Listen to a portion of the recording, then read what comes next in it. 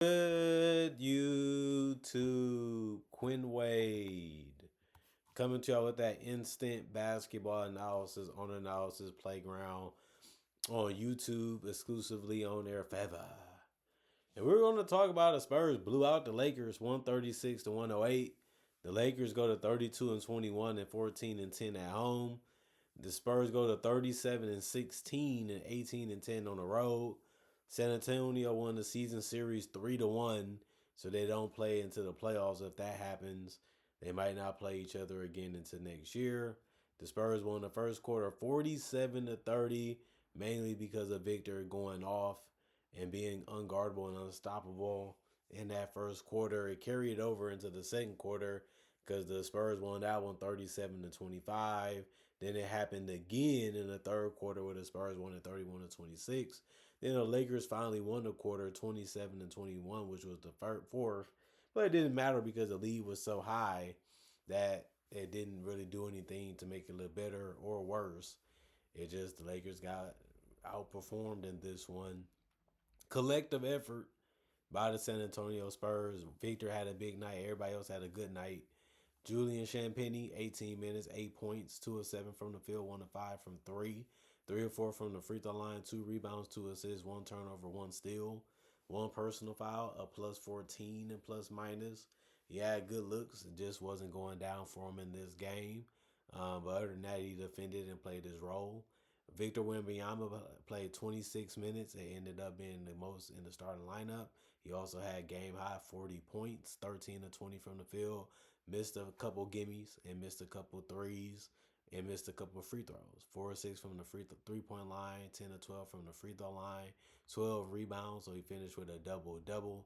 2 assists, 4 turnovers, 2 steals, and a block. 1 offensive rebound, 2 personal fouls, and a plus 22 and plus minus. He did a good job of manning the paint. He did a good job of finishing at the rim, shooting the shots on the perimeter. When he's making shots and doing the things that he did in this game on both ends of the court, he showed you why the Spurs are so good and why they have potential to be even better, especially when they start continuing to shoot better and pass the ball a little bit more. And then Victor needs to stop selling for them jump shots and start attacking that basket a little bit more. And then he'll get rewarded also at the free throw line like he did in this game. You want to see performances more like this when he mix it up and try to do everything he can to get a basket instead of just taking what the defense gives him. De'Aaron Fox played 17 minutes. He had 8 points. He went 3 of 7 from the field. He missed his only 3. He went 2 of 2 from the free throw line. He had 2 rebounds and 6 assists. No turnovers, 2 steals in the block. The steal actually led to a basket, so that's always good to see. 1 offensive board, no personal fouls, and a plus 30 and plus minus, which is high to see. You don't see that all the time in games, especially now. But that was the highest on the team.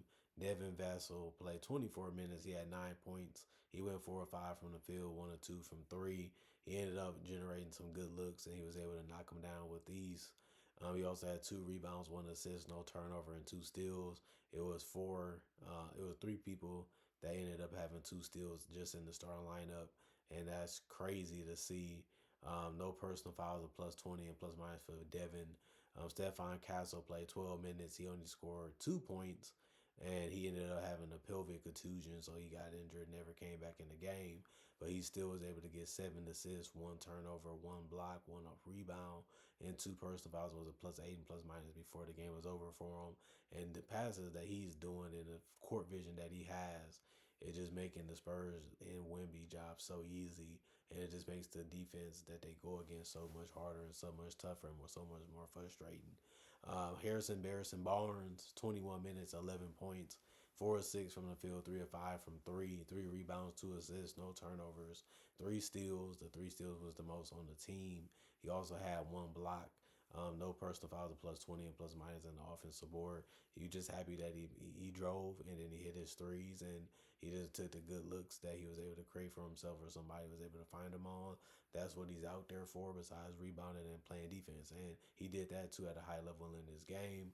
Kelly Olynyk, 12 minutes, 8 points, 4 or 6 from the field. Of course, he can score. He's always been able to do that one rebound, one turnover, one offensive rebound, two personal fouls, and a -6 and plus minus.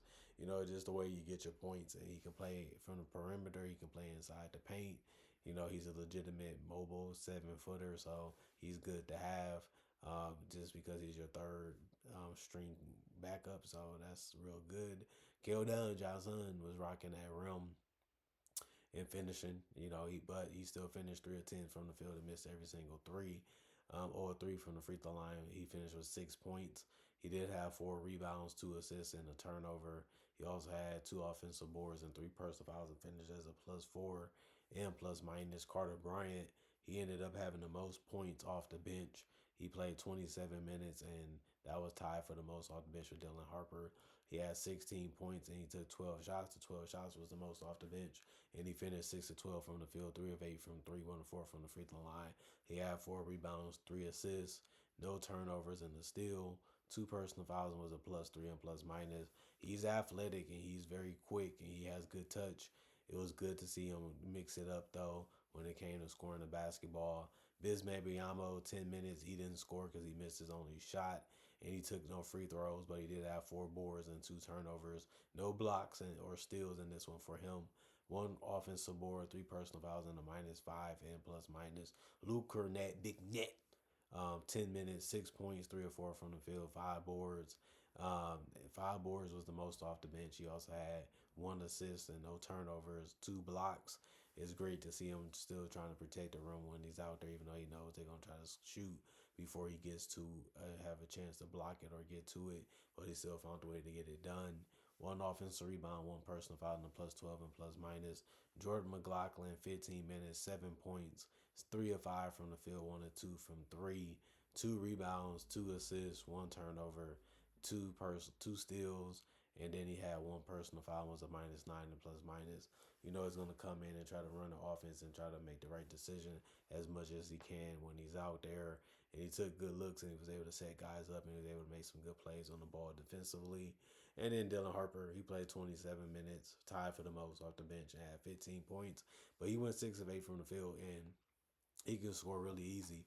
He knows what he's trying to do. He knows how to get it done. It's just about, can you contest it? Can you make it tough? Can you make it difficult? And they couldn't really do that in this one. He did miss his only three, and he also went 3 of 3 from the free throw line. He has 6 assists. He's a big guard. You can see the defense and see what they're trying to do, and he knows when those guys are open because he has a lot of control before he commits to trying to score the basketball, and that's how he can get the ball off for passes. 3 rebounds, 1 turnover, 1 steal, 1 offensive rebound, 1 personal foul, and a +27 and plus minus. And then you look at the Lakers. Rui Hachimura, 27 minutes, 6 points. He struggled. He went 3 of 12 from the field, 0 of 3 from the 3 point line. Didn't do a good job of scoring the basketball in this one, even if the shots was right there for him. Just couldn't put him in the basket. He did have 4 rebounds, 2 assists, 1 turnover, 2 steals, and then 1 personal foul in the -24 and plus minus for him. Jake LaRavia, he didn't take many shots and he made half of them. He went 3 of 6 from the field, got 10 points. He also had 18 minutes and 2 of 2 shooting from three, which was great. And he also went 2 of 2 from the free throw line. He also had 2 boards, 1 assist, 1 turnover, 1 offensive rebound. The problem with all of that was he stayed in foul trouble and actually fouled out by the end of this game. And he's one of their better defenders and scorers, and that sucks to lose him that early. He was a -13 and plus minus. Jackson Hayes played 17 minutes. He got in a little foul trouble too. He finished with three, but he still got 13 points and went 6 of 7 from the field and made a three. And that's something that you have to be happy about. 4 rebounds, 3 assists, 2 turnovers. In this one, he also had 1 offensive board, was a -16 and plus minus. Luke Kennard, he was out there having fun and trying to enjoy the moments. And, he still was able to score efficiently. He played 28 minutes and had 14 points. That was the most in the starting lineup. He went 5 of 8 from the field, 1 of 3 from the 3 point line, 3 of 3 from the free throw line. He had 2 rebounds and 5 assists. The 5 assists was the most in the starting lineup. Of course, he's going to try to make the right pass, especially if he's coming off a screen or he's looking for a shot that he has. And then he's going to read it and say, well, I don't like this option. I don't like that option. Let's see what my teammates can do. And that's how he thinks. 1 turnover, 1 offensive board, no personal foul, -20 and plus minus. Kobe Bumpkin, a new signee. He played in the starting lineup and played 24 minutes and had 7 points. The problem was he went 2 of 10 from the field, 1 of 5 from three, but he did go 2 of 2 from the free throw line. But he also had 3 turnovers. He got a steal, he got an assist, and 2 boards. One personal foul and a -12 and plus minus, but a disastrous game is what he ended up having in this one when it came to scoring the ball. Maxi Kleber, 13 minutes, 6 points, 2 of 2 from the field. He made a three. That was one of his shots. He also went 1 of 2 from the free throw line. He had 3 boards, 2 turnovers, 1 steal, 4 personal fouls, and was a -1 and plus minus. Jared Vanderbilt, 16 minutes, 6 points, 2 of 5 from the field, 1 of 2 from three, 1 of 2 from the free throw line, 4 boards, 2 assists, 2 turnovers, 1 offensive rebound, no personal fouls, and a -16 and plus minus. He did a good job of getting open. Then it was just about can he make the shot. He was able to do it enough in this one by also helping on the boards. Drew, he did a good job scoring the basketball all game. He played 20 minutes. He had 14 points. That was the most off the bench. He also went 5 of 8 to get it and 2 of 3 from the free throw line and 2 of 4 from the free throw line. And that's actually good. High efficient scoring. Very, very good to see him do that for them. 2 rebounds, 1 turnover, no personal fouls, and a -4 and plus minus. Dalton Connect, he got in the game and played 16 minutes. He went 4 of 8 from the field, missed all of his threes. He also went 1 of 2 from the free throw line. It seemed like it was a trend for the players off the bench to do that. He also had 5 boards. The 5 boards was the most off the bench. He also had 1 assist. And he also had 1 turnover, 2 personal fouls, and 1 offensive rebound. It was a -10 and plus minus. I like what he was doing. He's always looking to find a way to get open for three and try to capitalize if you're not paying attention to him, or he can hurt you in transition a little bit too. And then Adu, 10 minutes, 3 points. He made his only field goal and his only free throw, which ended up being an and one opportunity. He did have a block. No personal fouls, was a +5 and plus minus. Nick Smith Jr. played 17 minutes. He had 6 points. He went 3 of 8 from the field, missed his only three. That's how he finished with 6 points. He had 2 boards, 1 assist, 1 turnover, 1 steal. No personal fouls and was a -5 and plus minus. And then Bronny James, he was hitting his threes. Then other than that, he finished around the rim. He played 25 minutes, had 12 points. He went 5 of 10 from the field, 2 of 2 from three. He had 3 rebounds and 6 assists. He's going to have to play that combo guard type of role, and that's what he's going to have to embrace. And we'll see if he can continue to have nights like this in the future and just do it more. If he gets a chance and opportunities, all you can ask him to be and do, because you want him to be the best player he can be for your team so he can give you all the best results as a player and as a team player too. 2 turnovers, 1 steal. 2 turnovers, 1 block, 3 personal fouls, and a -6 and plus minus.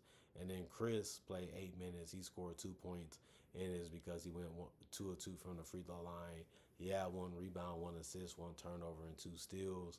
He also had no personal fouls and was a 0 in plus minus. Both teams ended up shooting good amount of field goals. The Lakers shot 85. They ended up shooting 48%. The Spurs shot 92. They shot 57% from the field. That's why they was ahead a lot. But the Lakers kept it coming with the threes, 25 threes, and they shot 44%. The Spurs shot 33 and they shot 39%. 20 free throws by the Lakers, they shot 75%. 25 by the Spurs, they ended up shooting 76%. 34 rebounds for the Lakers, 45 for the Spurs, 23 assists for the Lakers, 34 for the Spurs, 18 turnovers for the Lakers, 12 for the Spurs, and then 7 steals for the Lakers, 14 for the Spurs, 2 blocks for the Lakers, 6 for the Spurs, 5 offensive rebounds for the Lakers, 9 for the Spurs, 29 defensive rebounds for the Lakers, 29 is good for them, but the Spurs got 36. And then 20 personal fouls for the Lakers, 18 for the Spurs. The Spurs ended up shooting more free throws, and they made it at a better percentage compared to the Lakers. The Lakers didn't have no LeBron, no Austin Reeves, no Luka. So, of course, it was going to be a tough, hard, and difficult game for them to be able to win, especially when you got Wemby, Castle.